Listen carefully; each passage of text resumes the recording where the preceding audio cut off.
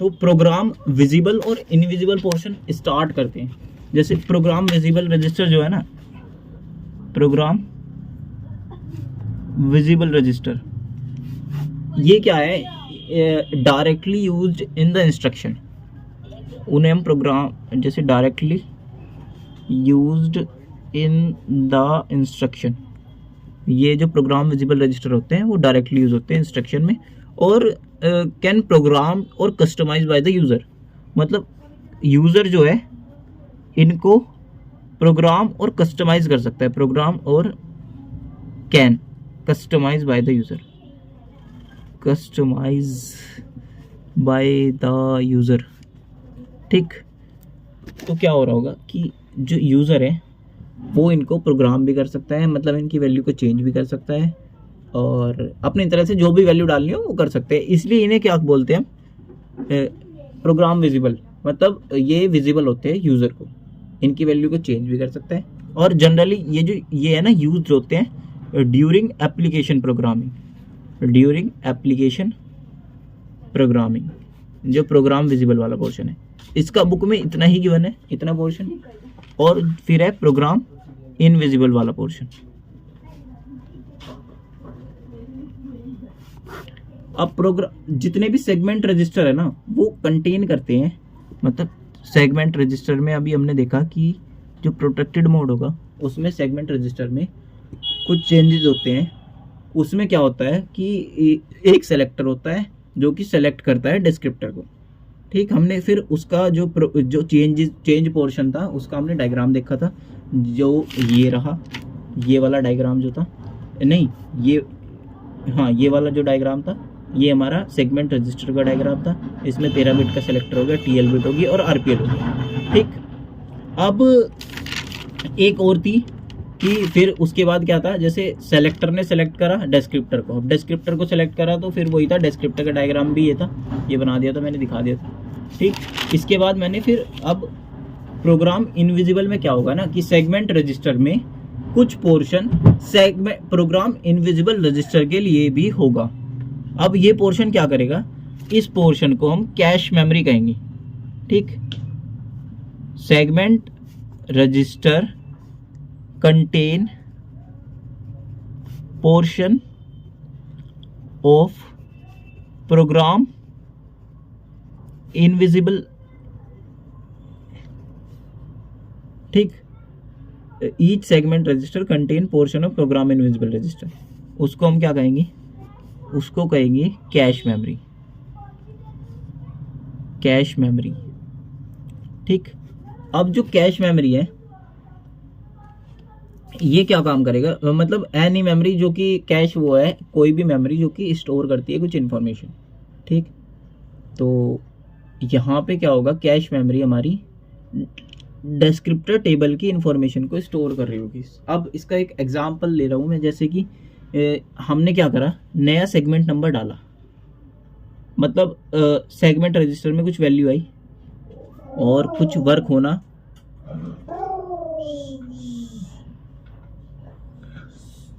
जैसे क्या हुआ कि ना नया सेगमेंट नंबर प्लेस हुआ सेगमेंट रजिस्टर में, new segment number placed in segment register, segment register, segment register में एक नया सेगमेंट नंबर डाल दिया हमने। ठीक, उसके बाद क्या हो रहा है कि वहाँ से एक सेगमेंट रजिस्टर सेलेक्ट हुआ।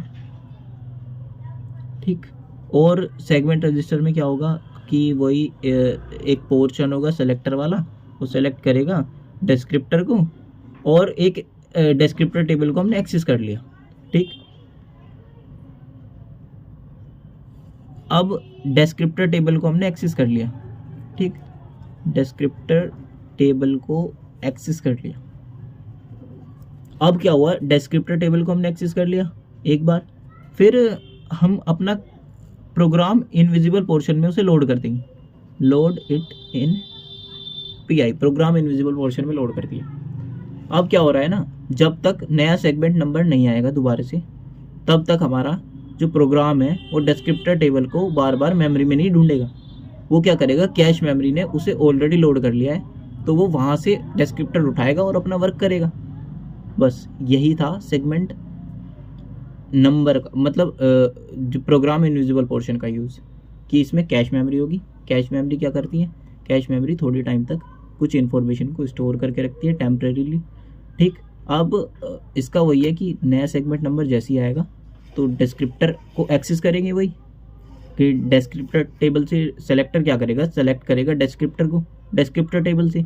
अब डिस्क्रिप्टर टेबल में जाएंगे, वहाँ से एक बार बार जाना पड़ेगा ना, मैं मेमोरी में डिस्क्रिप्टर टेबल ढूंढनी पड़ेगी, उसके बाद वहाँ से क्या करना पड़ेगा, डिस्क्रिप्टर को सेलेक्ट करना पड़ेगा, फिर हम अपना वर्क करेंगे। वहाँ से हमें वो मिल जाएगी ना, लोकेशन, लेंथ और एक्सेस राइट बाइट, मतलब वहाँ से हमें लिमिट और बेस एड्रेस मिल जाएगा।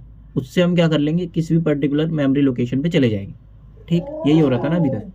तो अब हमने बस क्या करा कि बार बार हमें डिस्क्रिप्टर टेबल को एक्सेस ना करना पड़े, इसलिए हमने एक बार उसे लोड करके रख लिया उसमें कैश मेमोरी में। बस प्रोग्राम इनविजिबल पोर्शन में लोड कर लिया, तो हम उसे बार बार एक्सेस करते रहेंगे, ठीक। ये वाला पोर्शन हो गया कंप्लीट। अब एक पोर्शन छूट गया था, वो एक्सेस राइट बाइट का, जो डिस्क्रिप्टर का था, access right byte. Access right byte, ठीक। एक्सेस राइट बाइट क्या बताती है?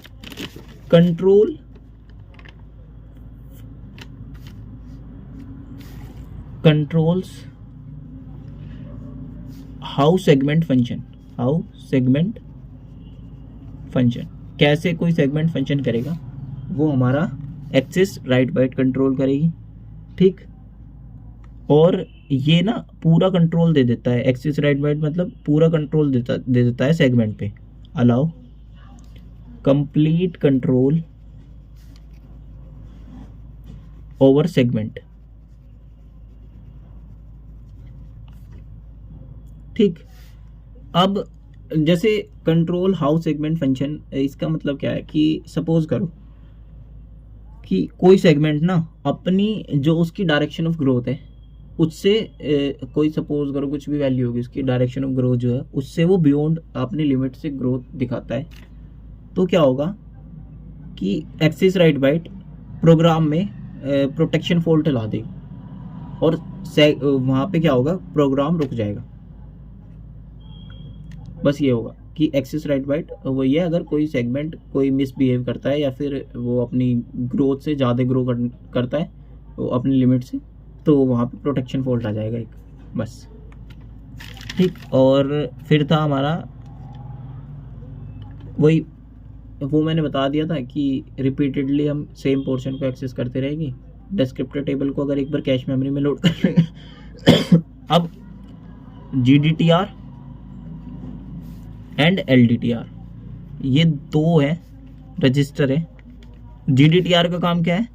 GDTR है हमारा ग्लोबल डिस्क्रिप्टर टेबल रजिस्टर, ठीक। ग्लोबल डिस्क्रिप्टर टेबल हमने, तो ग्लोबल डिस्क्रिप्टर टेबल ये क्या करेगा, लोड करेगा ग्लोबल डिस्क्रिप्टर टेबल को,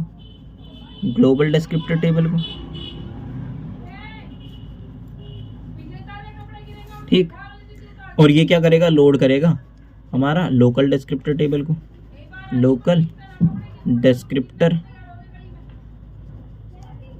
टेबल को।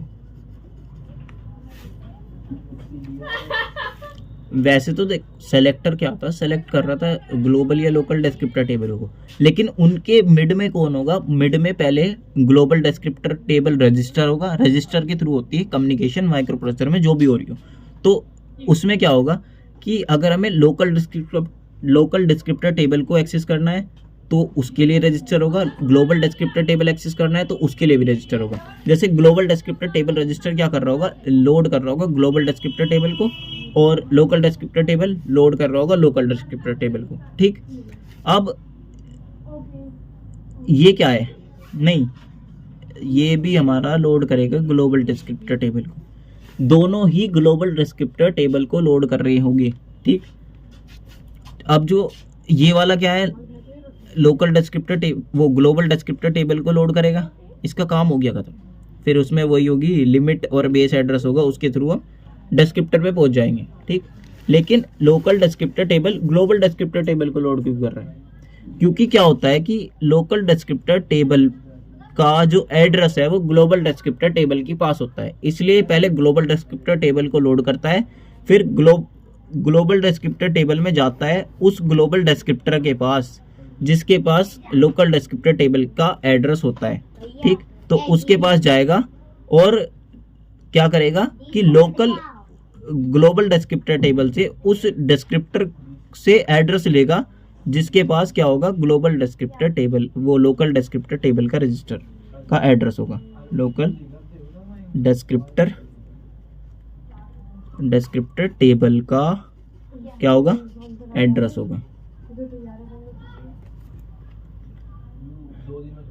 तो क्या करेगा LDTR बेसिकली सिंपल बस वो कर रहा होगा कि ये ग्लोबल डिस्क्रिप्टर टेबल का लोड करेगा, उसके बाद ये चेक करेगा कि किस ग्लोबल डिस्क्रिप्टर के पास लोकल डिस्क्रिप्टर का एड्रेस है, उसके पास जाएगा, उससे एड्रेस लेगा और ग्लोबल डिस्क्रिप्टर टेबल को लोड कर लेगा। तो ये इस तरीके से करेगा लोड। ठीक है, फिर बस ये वाला चैप्टर खत्म हो गया हमारा सेकंड चैप्टर। अब नेक्स्ट चैप्टर का देखेंगे बाद में।